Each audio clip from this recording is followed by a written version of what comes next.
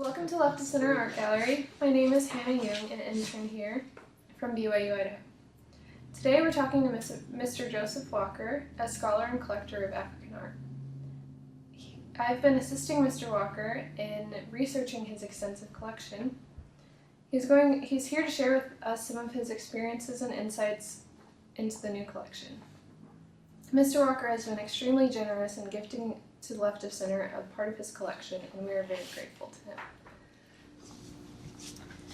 What inspired you to begin collecting African art? It was really by chance. I picked up a piece of post and started to whittle on it, and it turned out to be something. And when I started to study African art, I found out that the people that I originate from, the Akan, were some of the best carvers in the world. And that inspired me to go to Ghana. And when in Ghana, I traveled to Kumasi.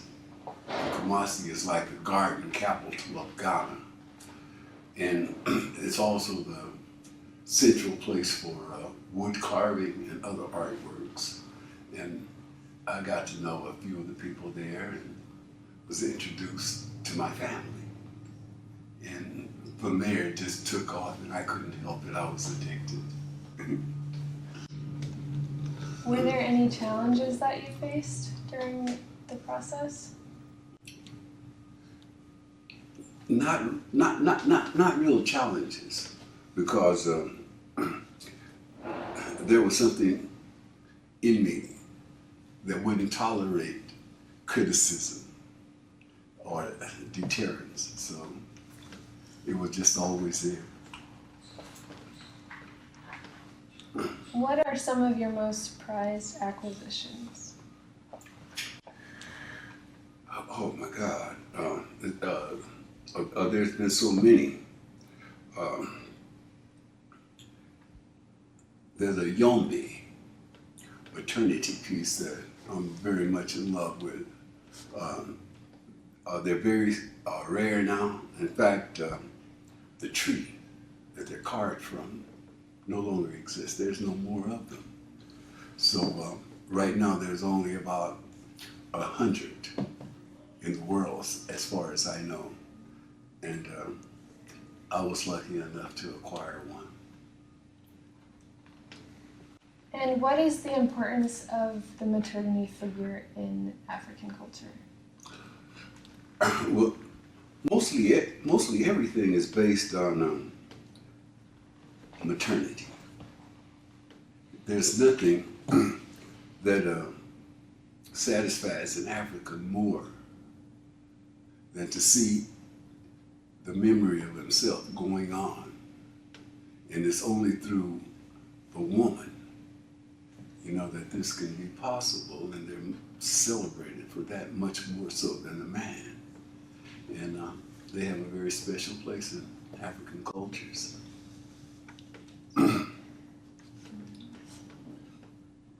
Which African countries have you visited, and what have you learned from your experiences? Ghana, Burkina Faso, Mali, Nigeria. And what I've learned from them is how different they are, and how unique each one is.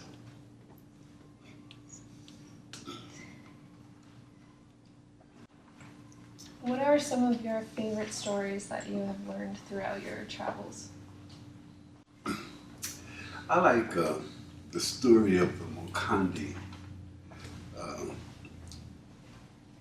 The woman has a very special place in their society too.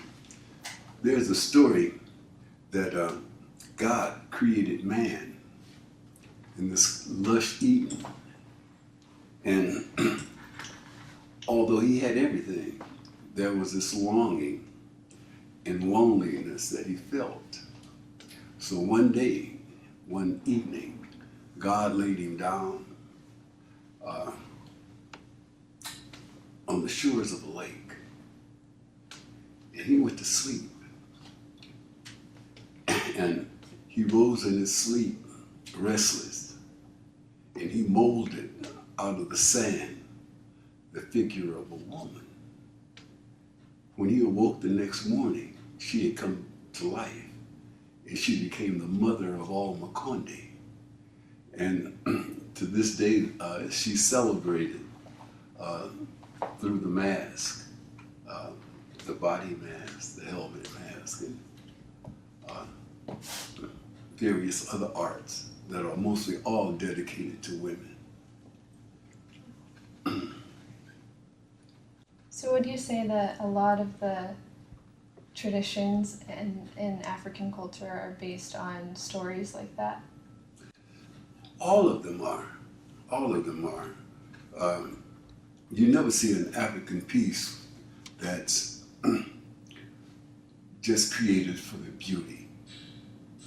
African art has a story, or it's made to inspire a certain emotion within you. And like I always tell people, it's like the blues. No one can describe it. Everyone can sing it. Everybody knows what it is when they hear it. But it's indescribable with words. It's strictly emotional. And beauty in African art is only coincidental. And one of the worst things that you can say to an African artist is, "This is pretty," because that's not his intention at all. He's there to strike a note in your soul. So that's what African art's about. Have stories like that influenced who you are as a person and how you see the world? Well, I think it gave an appreciation to me for who I am and where I come from, and respect and a veneration for my ancestors and how I got here. What do you want people to think about or remember as they look at African art?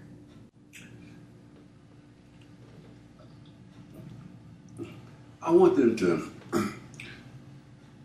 recognize that there is no art other than African art. To me, all other arts are simply visual and photographic. It does not go beneath that. That's what strikes me about African art. So now I think I will just, if this is okay with you, I'll just go Sure. through the list of a few things that I've picked out and you can tell us the story of it. Okay. So the first thing is the Kuba Royal Trilogy masks. Very interesting. So if you just want to tell us what you know about these or the story behind them. Okay, now the story that's presented usually is out of context. See, there is a history and there's a legitimization of royalty, and this is represented through their mask. I have to tell you a little story first. Okay, the Kuba people came into that area where they presently live from the north. Okay, when the Basham came in from the northeast, they came in as a conquering people. But we know that in this area, 1,000 years ago, there were settlements. About the year 1400, society started to coalesce, and there were people, pygmies, that was living in this area when the Basham came in. And the Vashon came in with a weapon, a throwing knife. And because of that, the Luba people gave them the name Kuba, which means throwing knife. And since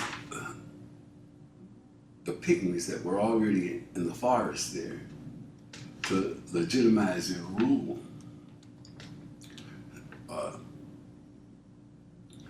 the myth was formed about the present king. To legitimize his rule, says that when God put them there, that they were brothers and sisters, the three.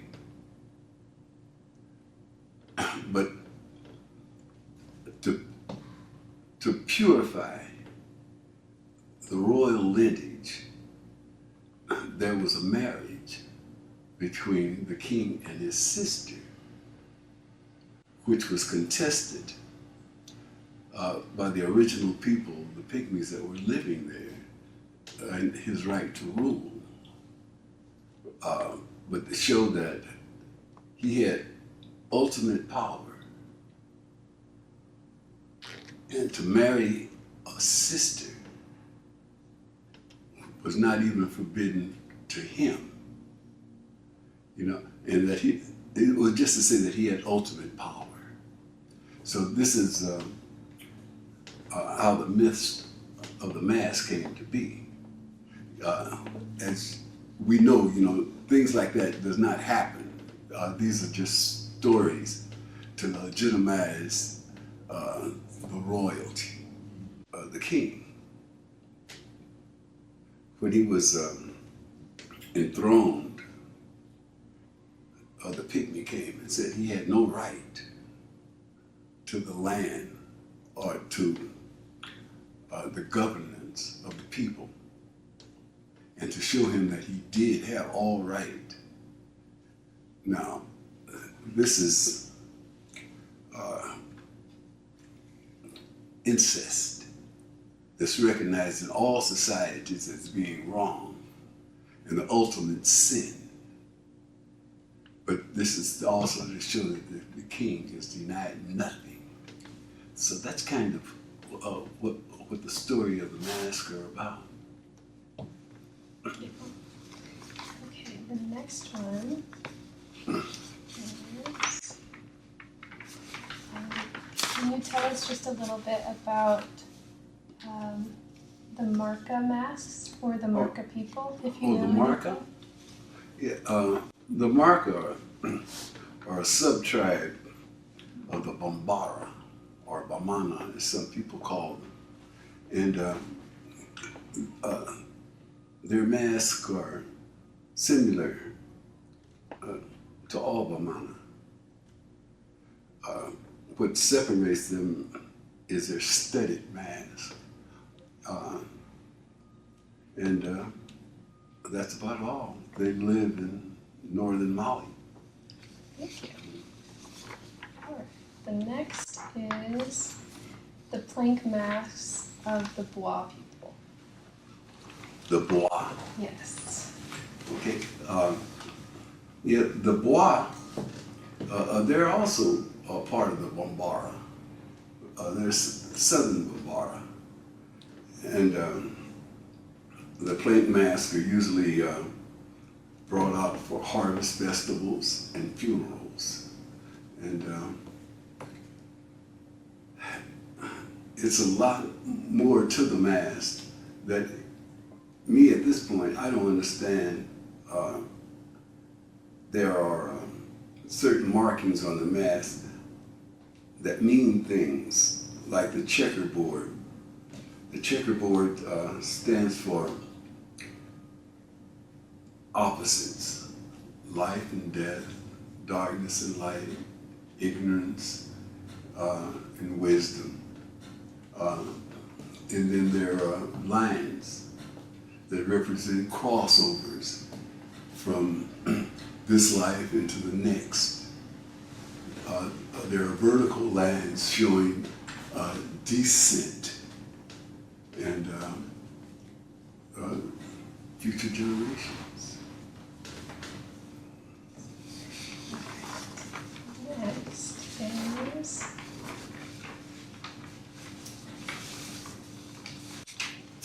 this bowl from the Yoruba people. Mostly I was wondering about scarification, if you could talk some about that. Scarifications represent tribal identity. Like my people in particularly, Ashanti, they have one here. And I know that northern Ghana, the Grushi people, theirs is represented on the cheek, but it's two S-shaped scars. So this is just to identify who you are, and usually these are given at birth. Next are the masks from Yoruba for the Igangan festival. This one. Oh, Lady. Yes.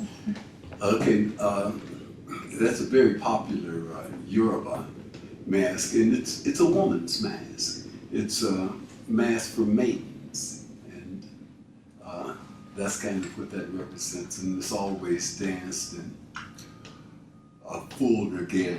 It's not just a mask worn by itself. It's for women, for young women. This is great to just get little descriptions of things that we can put in. So next is this bowl. Oh, the cola bowl. Now that cola bowl, this one in particular,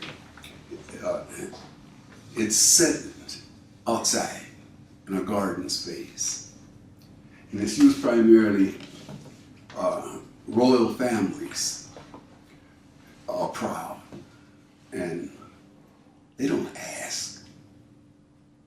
But if you have a friend that has a need, and you see that need in that friend, you pass the interest to his garden or house, and you'll find this cola bowl. And you place your gift into the cola bowl. And when that person comes out and he raises the lid and he sees this gift, he doesn't know where it comes from. It's like rain, something given from God, and there's no thanks given or needed. And the giver, he feels that this is a pure gift because he's not giving it for recognition. He's giving it out of the pureness of the soul, and it's never mentioned. And that's kind of the reason for this particular cola bowl. And if you always notice on top of these type of bowls, there's always the woman. And she's represented presenting her breast as to show that she's the nourishing factor to the village, to the nation, to humanity itself. And around the second layer, there's the helpers, the people that, no matter how great a woman is, she still needs help. And this help is rendered through advisors and people, that help with the everyday functions of life. And those are represented by the two bottom rungs of the cola bowl. These kind of things. These, Yeah, this is a cola bowl. it's the same kind of thing, isn't it? Yes, but this is called, this is a reception bowl. Like at weddings and celebrations, these bowls are set out and people come. Originally they would come and put cola nut, but now they put money and other gifts, for the couple that's being married. Do you know anything about the monkey figures from the Ball tribe? Oh, yeah, the Bali. Uncle, yes. Bali art mostly is very fine and finished. Very fine and eloquent. But then there's another side of life. Those pieces represent village life. Okay, but then there's the unknown. There's a forest. And this forest spirit is represented by the monkey. And this just shows the difference between civilized society and the forest. That's kind of, and it's protection for travel. Before anybody leaves Bali country, they'll go and give libations to that particular piece.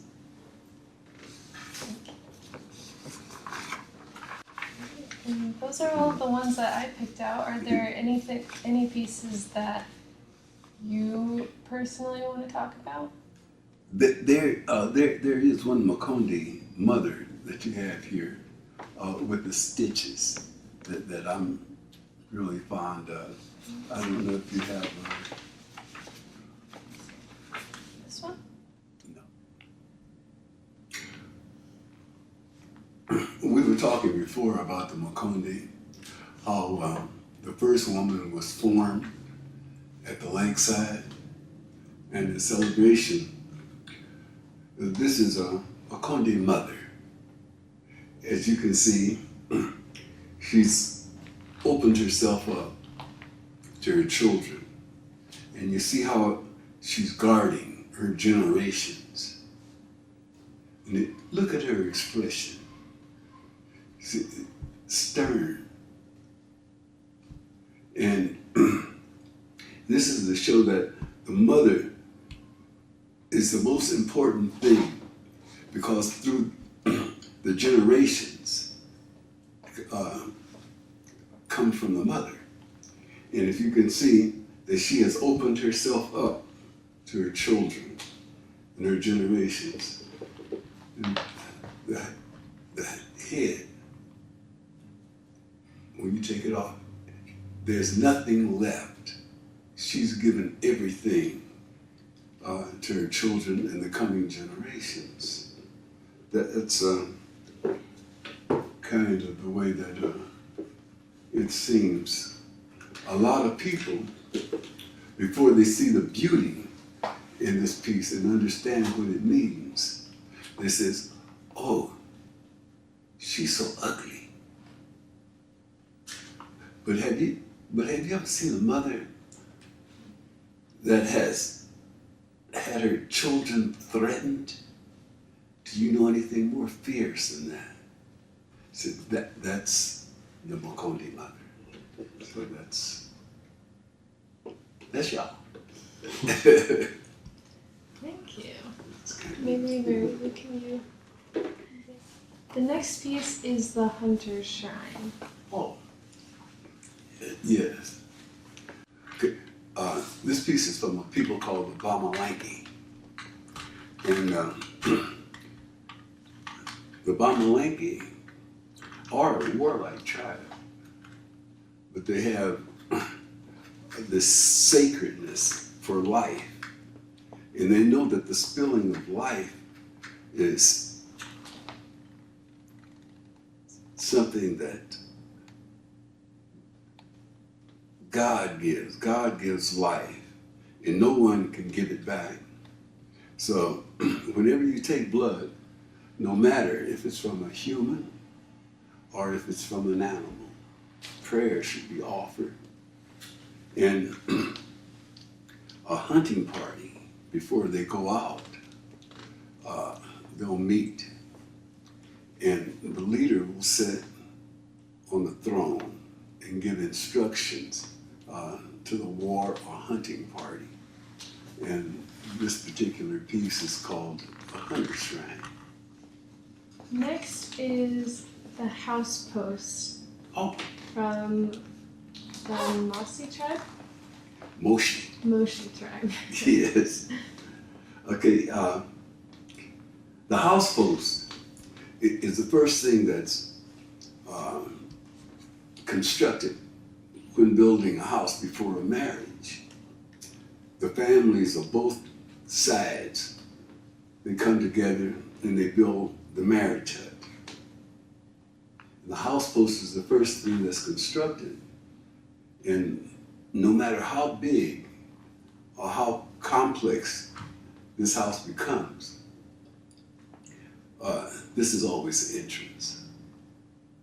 And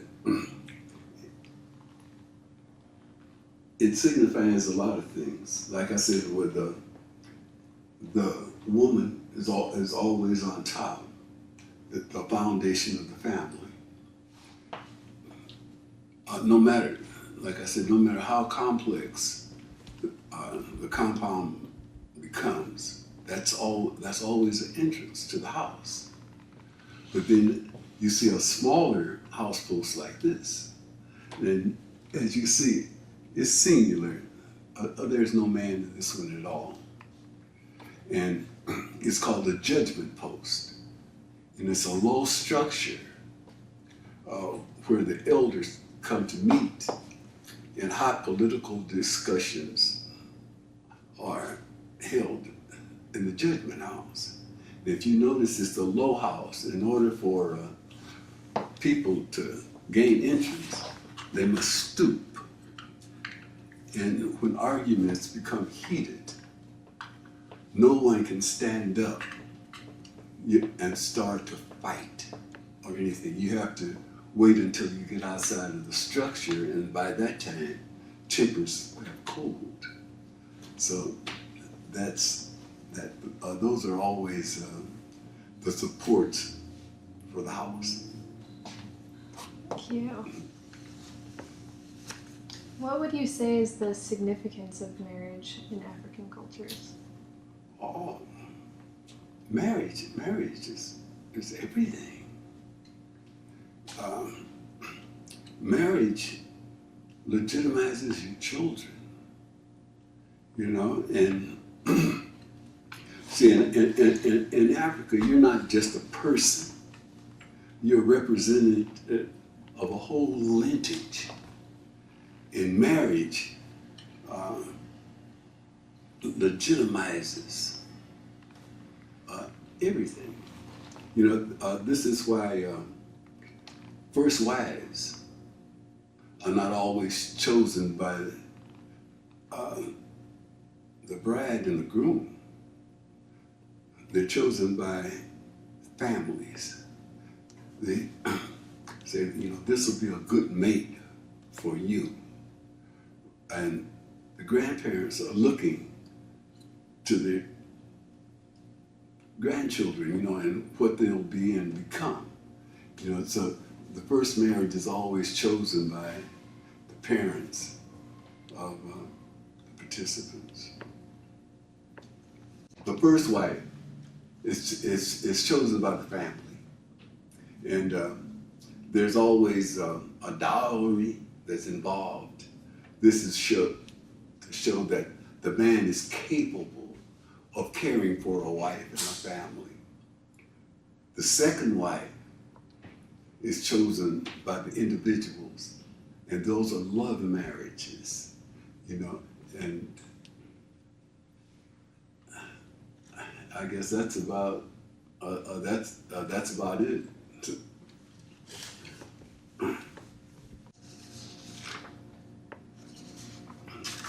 Going along with that, the next piece is the wedding stool. Oh, that's the wedding stools of the Bambara. Okay, the wedding stool is the top.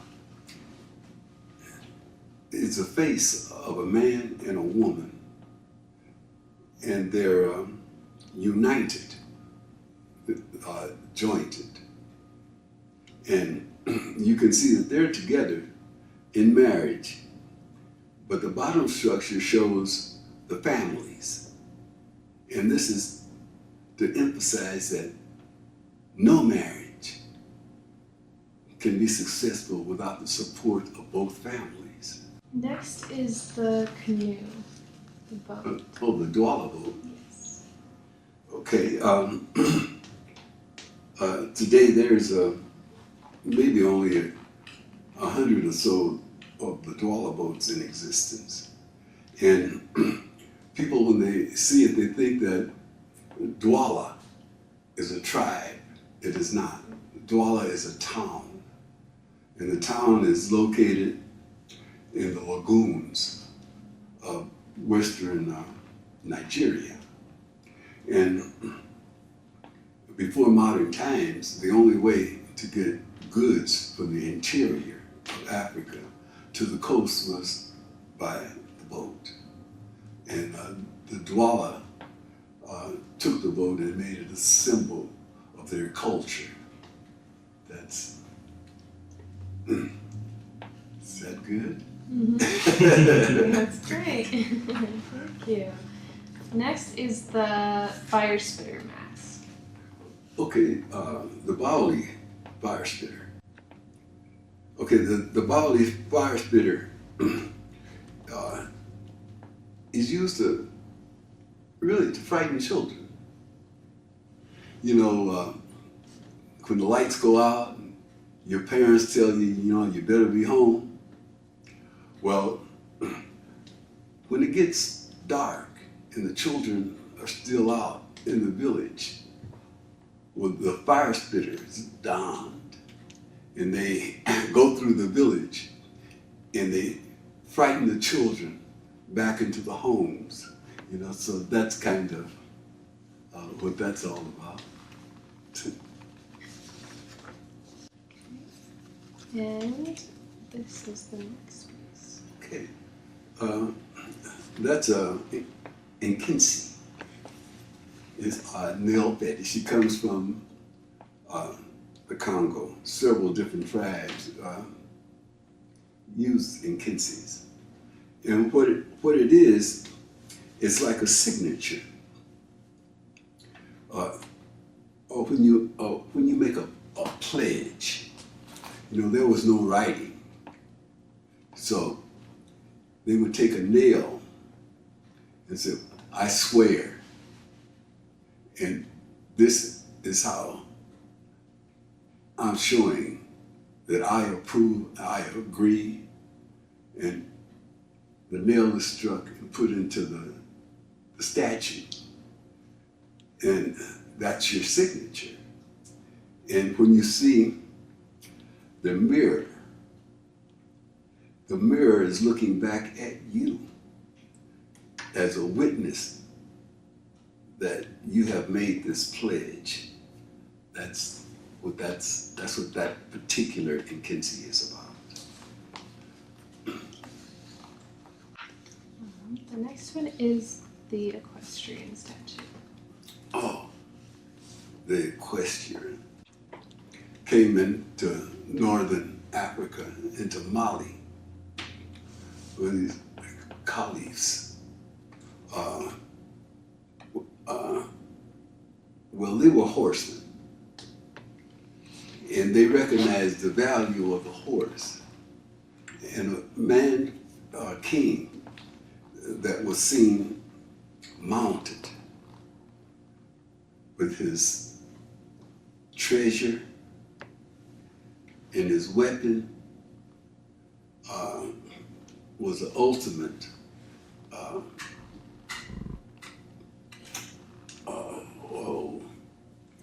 well, if you had all of those things, you were in pretty good shape. That's really what the equestrian is about. So, Okay. And this one, I don't really have a title for it, but this piece. okay, that's a Sunufu circumcision banter. And what happens is when a man child, reaches the age of 11 or 13, he's removed from his mother's home and he's taken into the forest with other boys of his age group. And they're supposed to survive. They march out of the village naked, and the only thing that is carried is this banner. Once they're in the forest, the first thing that they do is to construct a shelter. And then they have to clothe themselves. They have to feed themselves. And then comes the time for circumcision. And this is the bonding between the age group. And what happens, they're all there beside the river. And as they go along, well, I don't know if you want to call him a spiritual healer or a shaman, the person that does the circumcision goes down the line and he's cutting each male.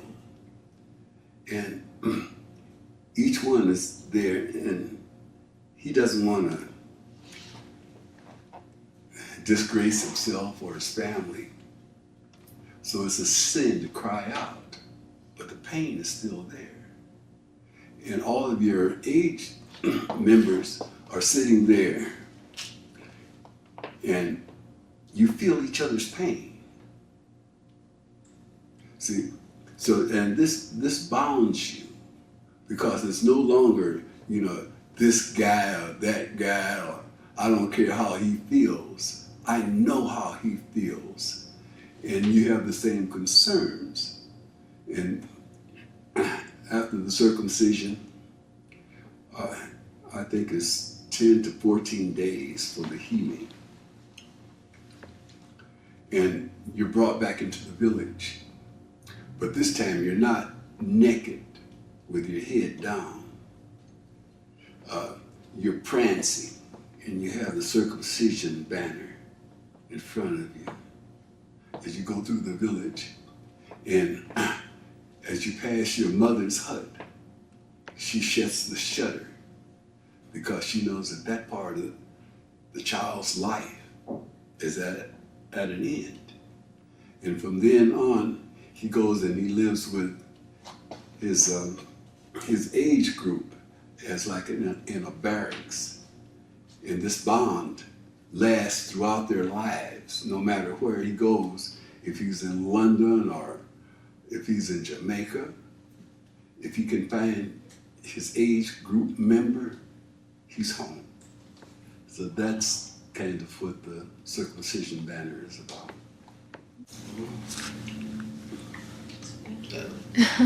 Well, thank you so much for your time, and we really appreciate all of your stories and your experiences. Thank you very much.